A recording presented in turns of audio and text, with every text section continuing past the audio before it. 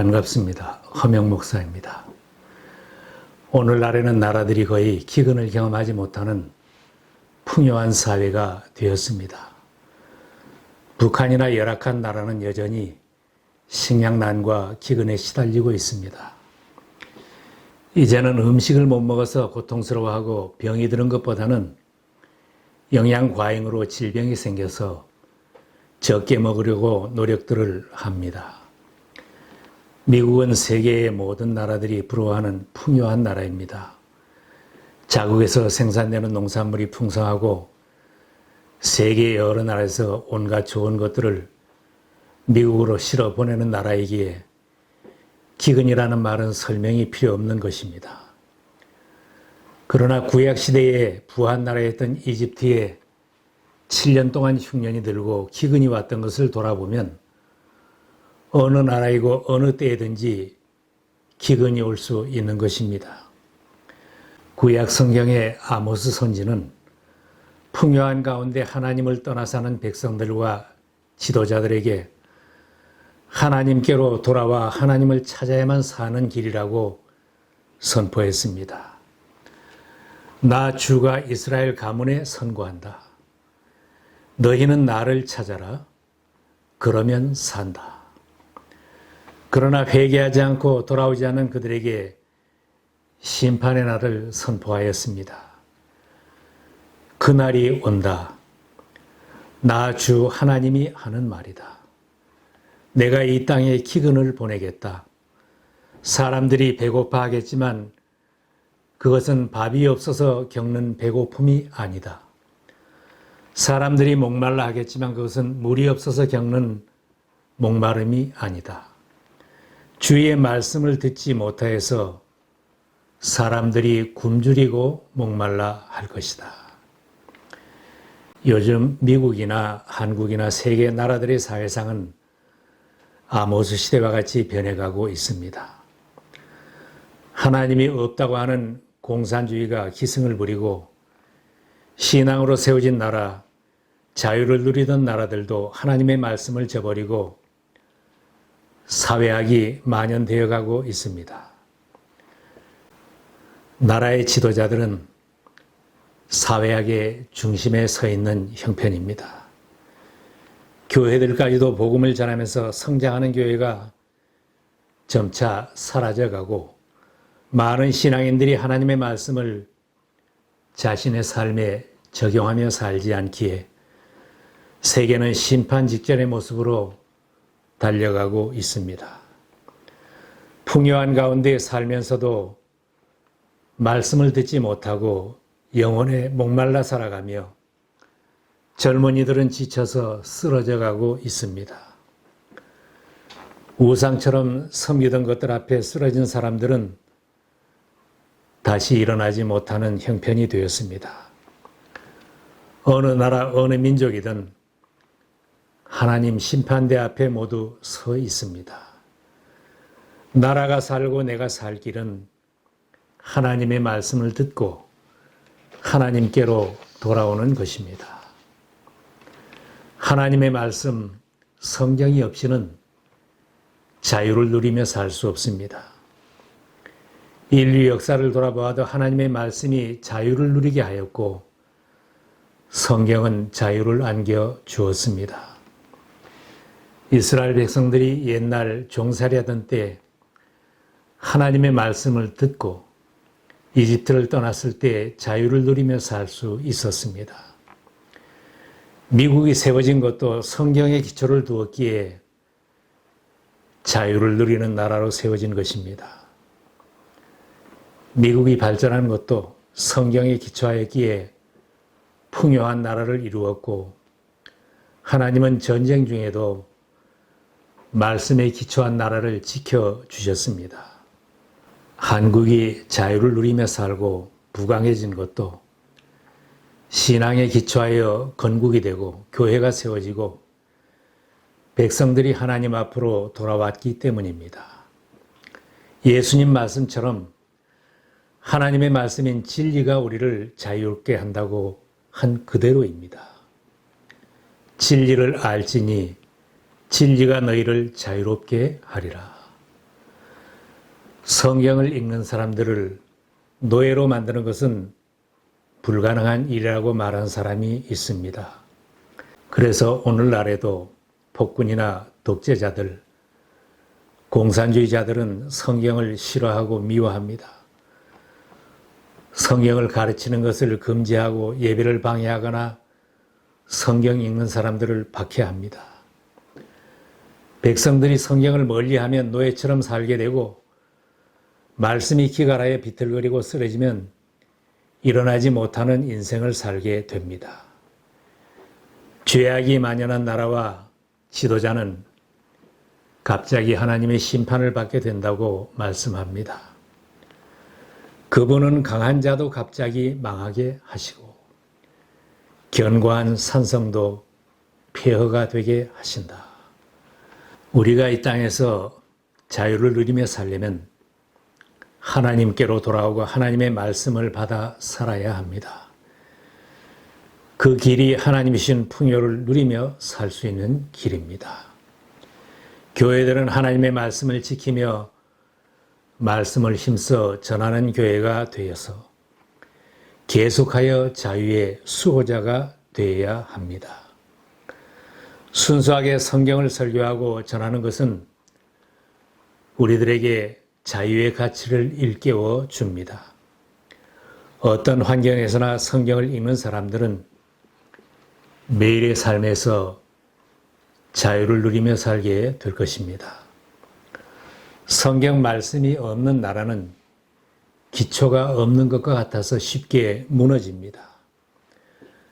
아모스가 회개를 재촉하는 말씀입니다. 너희는 주님을 찾아라. 그러면 산다. 그렇지 않으면 주님께서 요셉의 집에 불같이 달려드시어 베델을 살라 버리실 것이니 그때에는 아무도 그 불을 끄지 못할 것이다. 예수님도 하나님의 말씀을 듣고 행하지 않으면 모래 위에 집을 지은 것처럼 쉽게 무너진다고 경고했습니다. 그러므로 내 말을 듣고 그대로 행하는 사람은 반석 위에다 자기 집을 지은 슬기로운 사람과 같다고 할 것이다. 비가 내리고 홍수가 나고 바람이 불어서 그 집에 들이쳤지만 무너지지 않았다. 그 집을 반석 위에 세웠기 때문이다. 그러나 나의 이 말을 듣고서도 그대로 행하지 않는 사람은 모래 위에 자기 집을 지은 어리석은 사람과 같다고 할 것이다. 비가 내리고 홍수가 나고 바람이 불어서 그 집에 들이치니 무너졌다. 그리고 그 무너짐이 엄청났다. 백성들이 하나님의 말씀을 적용하며 살고 나라가 성경의 기초 위에 세워지며 지도자들이 말씀에 서는 나라는 하나님의 말씀이 반석처럼 튼튼한 기초가 되어주기에 결코 무너지지 않습니다. 성경을 떠나면 모든 것은 다 상대적입니다. 순수한 것이나 절대적인 것이 없습니다. 아무도 어느 것이 바른 것인지 어느 것이 잘못된 것인지 알 수 없기에 쉽게 죄악에 빠지게 되는 것입니다. 성경은 도덕적인 나침판이 되어줍니다. 개인에게도 성경이 도덕적인 나침판이요 나라의 통치에도 도덕적인 나침판이 되어줍니다. 성경 말씀을 배제하고 인본주의로 돌아가니 육신의 욕심대로만 살게 만드는 것입니다. 도덕이 다 무너지고 나침판이 없어진 지금 우리는 성경으로 돌아가야 합니다. 아모스를 통하여 주님이 탄식하신 말씀을 들어야 합니다.